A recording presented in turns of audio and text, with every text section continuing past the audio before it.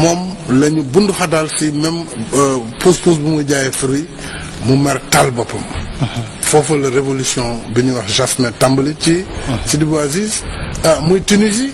boobu ba léegi nag askan yëpp jóg moomaat seen bopp nanguwaat seen kilifteef mooy souveraineté populaire bi ñuy wax. ñu gis ko ci Libye ñu gis ko ci Égypte Moubarak tey mu nga ci kaso ba mu Kadhafi ndem si yàlla dem na ñu gis ko ci Yémen président ba gis ngeen fa mu mujj ñu gis ko tey ci Syrie xam naa ne fa muy mujj aussi du neex. njiitu réewu Syrie ñu gis ko ci Sénégal ndax mois de juin bi ñu weesu askan wi dafa taxaw ne lii du fi amee duñu nangu ñuy jël suñu deuxième tour di nangu ñuy fal ab président de la République boo xam ni kattan gi yëpp moom lañ ko jox sañ-sañ bi yëpp moom lañ ko jox koo xam ne même boo amee 25% des électeurs mën nañ ko fal au premier tour loolu du fi amee.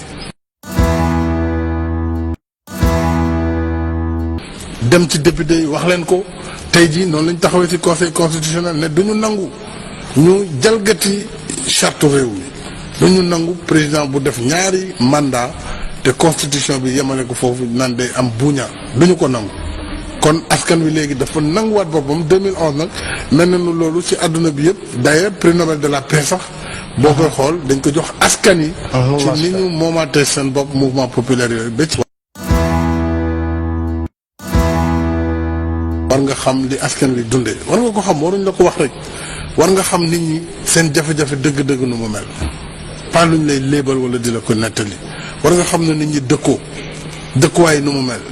booy dem si ñoom fooy jaar ba yegg yoon yi nu ñu mel dund gi nu mu mel paj mi nu mu mel ak yeneen ak yeneen ak yeneen Sénégal tey ñàkk na ndox ñàkk boo xam ne boo nekkee Ndakaaru doo ko xam doo ko yëg buñ la ko wax da ngay foog ay léeb la pourtant lu jafe la ci biir réew mi da ngay gis suñu mbokk suñu jigéen ñi ci kaw gi ba léegi dañuy wëgg maanaam di root yu metti à longueur de journée maanaam seen loxo yi da ngay ñëw ñu ne la kat man duma la nuyu ndax damay bañ xoos la tellement liggéey bi dafa metti moo xam dëbb bi la wala wol wala soq te ëllëg bu ñu ma dënkoon réew mi xam naa vraiment budget bi nu ma koy séddalee dootuma jël ay milliards di ko def ci loo xam ne pour puukare la wala ngistal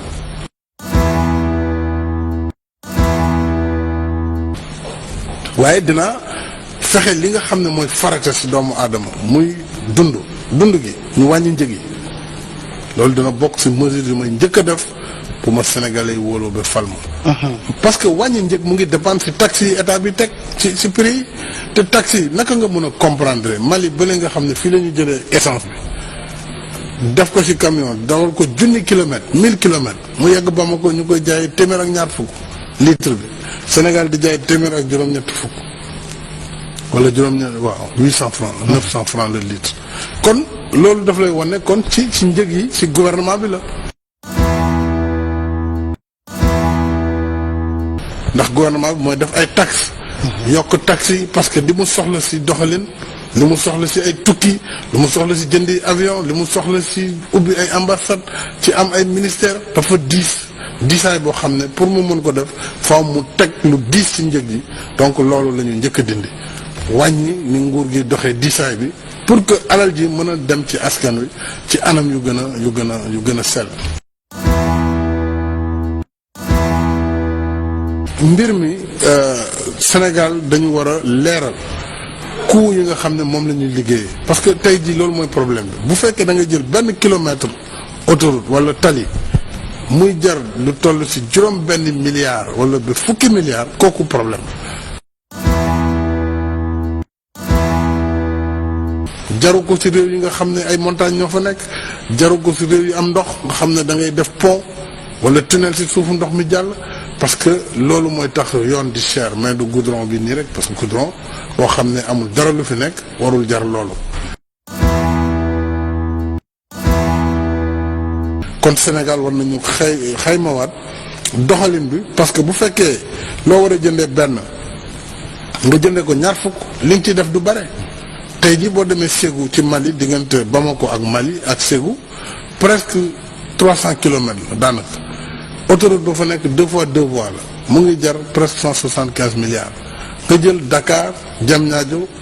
à peu près 33 kilomètres mu ngi si presque 297 milliards wala 300 milliards xam nga loolu yenuwul maanaam. mooy am d'abord gouvernement buy doxal yoon ba nga xam ne nit ñi nekk bitim réew am alal bëgg ko doxal fii ci ay entreprise ci industrie ci lu mu mënti doon dana leen leer na bu ñu ñëwee Sénégal kat yoon am na fa.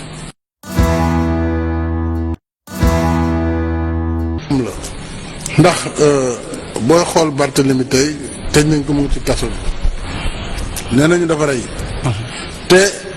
ñun balaa ñuy gëm loolu ñu gis ko ci ay preuve dañu war a bàyyi yoon doxal yoon maanaam def enquête. police nee nañu enquête ba ñu def dañ ko pëtamee ndax mënoo def enquête ay nit daw ñi nga xam ne ñoo attaqué dugg si bërëbu PDS demoo perquisitionné defoo dara ba ne da ngay def enquête criminelle loolu yenuwul maanaam